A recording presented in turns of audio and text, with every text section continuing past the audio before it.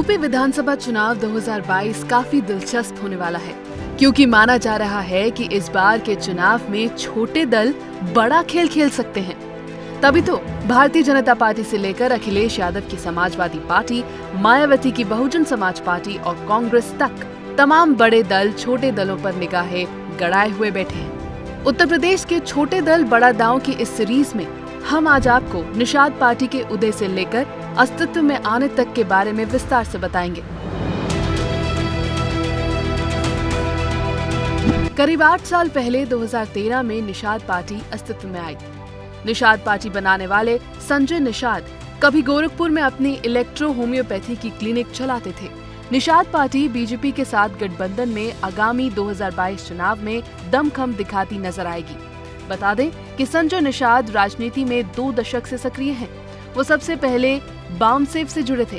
कैंपियरगंज विधानसभा से एक बार चुनाव भी लड़ चुके हैं, लेकिन असफल रहे। फिर निषादों की जाति की राजनीति से जुड़ गए। साल 2008 में all India backward and minority welfare mission और शक्ति मुक्ति महासंग्राम नाम के 2 संगठन बनाए। निषाद पार्टी से पहले राष्ट्रीय निषाद एकता परिषद बनाई गई थी। निषादों को पूर्वी यूपी में बड़ा वोट बैंक माना जाता है। निषादों को राजनीतिक और सामाजिक रूप से उपेक्षित जाति माना जाता है और इनको पूर्व मंत्री जमुना निषाद ने बड़ी पहचान दी थी। उनकी मृत्यु के बाद निषादों का कोई सर्वमान्य नेता नहीं था, लेकिन धीरे धीरे निषाद पार्टी ने अपनी पहचान बनाई और निषाद पार्टी के लिए 7 जून 2015 में गोरखपुर के सैजनवा का कसरवल कांड अहम मोड़ लेकर आया। निषादों को अनुसूचित जाति में शामिल करने की मांग को रेलवे ट्रैक जाम कर आंदोलन किया गया।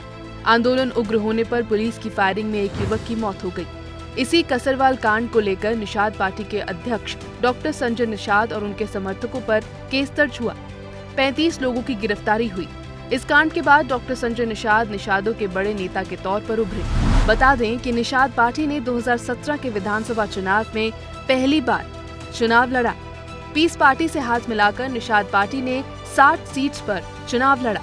हालांकि निषाद पार्टी को जीत सिर्फ ज्ञानपुर सीट पर ही मिली।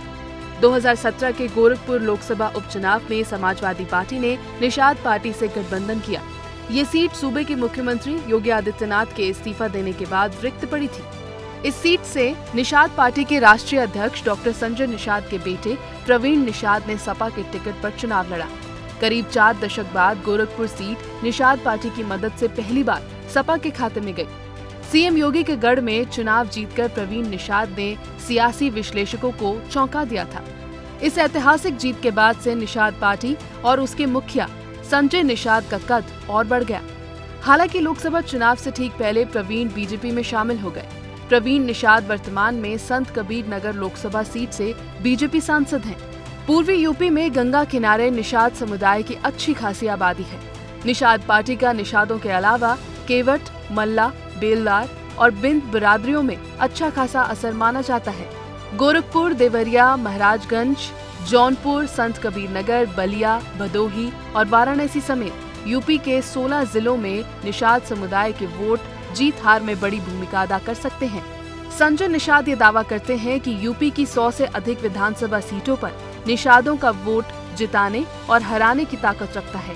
शायद यही वजह है कि तभी यूपी चुनाव 2022 को लेकर बीजेपी के लिए निषाद पार्टी कहीं न कहीं आंखों का तारा बनती दिख रही है।